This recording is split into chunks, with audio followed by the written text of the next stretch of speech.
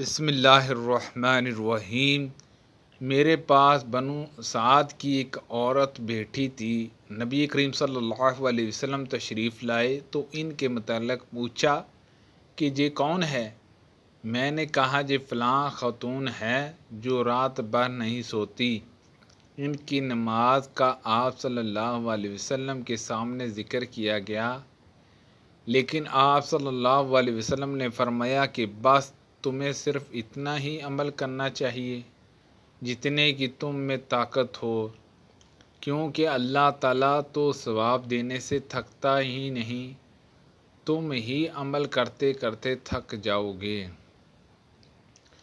رسول اللہ صلی اللہ علیہ وسلم نے فرمایا، اے عبداللہ، فلاں کی طرح نہ ہو جانا، وہ رات میں عبادت کیا کرتا تھا پھر چھوڑ دی۔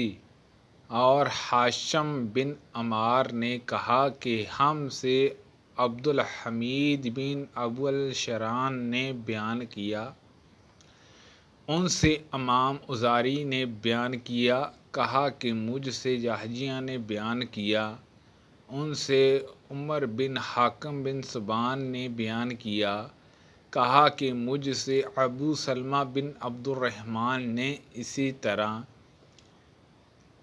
پھر یہی حدیث بیان کی۔ ابن ابی اشران کی طرح عمر بن ابی سلمہ نے بھی اس کو امام اوزاعی سے روایت کیا۔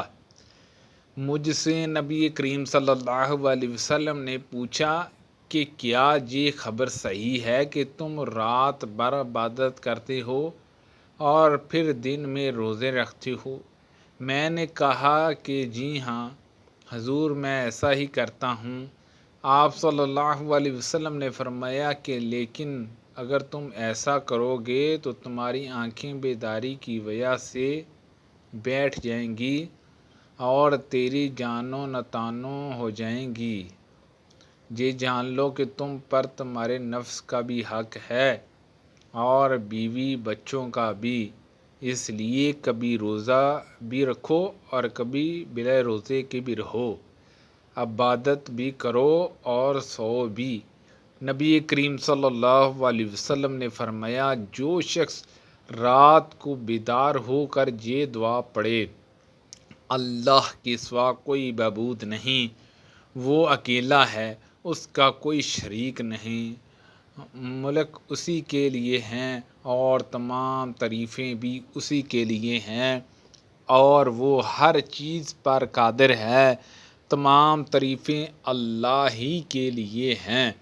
اللہ کی ذات پاک ہے، اللہ کے سوا کوئی معبود نہیں اور اللہ سب سے بڑا ہے۔ اللہ کی مدد کے بغیر نہ کسی کو گناہوں سے بچنے کی طاقت ہے، نہ نیکی کرنے کی ہمت۔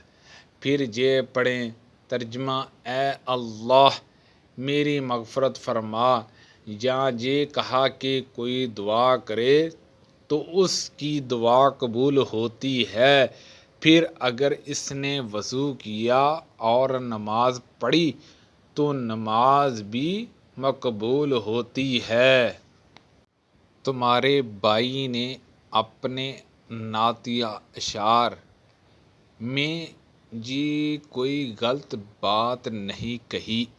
آپ کی مراد عبداللہ بن رواحہ رضی اللہ عنہ اور ان کے اشعار سے تھی، جن کا ترجمہ یہ ہے، ہم میں اللہ کے رسول صلی اللہ علیہ وسلم موجود ہیں جو اس کی کتاب اس وقت ہمیں سناتے ہیں جب فجر طلوع ہوتی ہے۔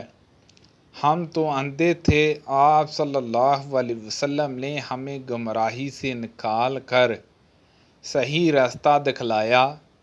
ان کی باتیں اس قدر یقینی ہیں جو ہمارے دلوں کے اندر جا کر بیٹھ جاتی ہیں، اور جو کچھ آپ صلی اللہ علیہ وسلم نے فرمایا وہ ضرور واقعہ ہوگا۔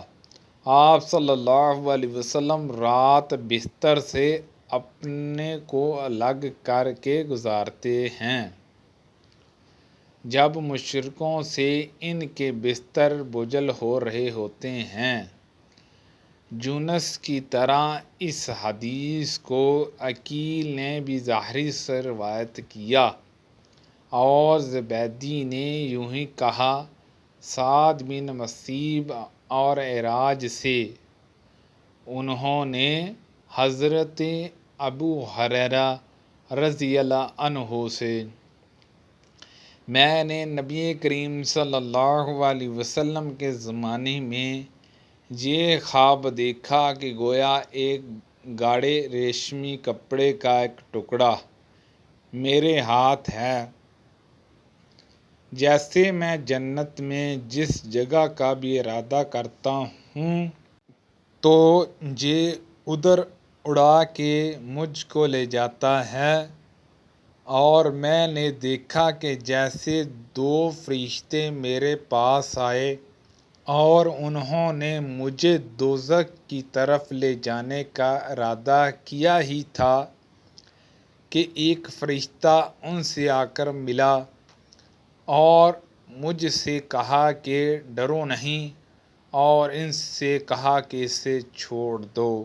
سبحان اللہ عز و جل۔ اللہ پاک سے دعا ہے کہ اللہ پاک ان حدیثوں پر عمل کرنے کی توفیق عطا فرمائے۔ اللہ پاک ہم سب کو صحت و تندرستی عطا فرمائے، آمین بجاہ النبی الامین صلی اللہ علیہ وسلم۔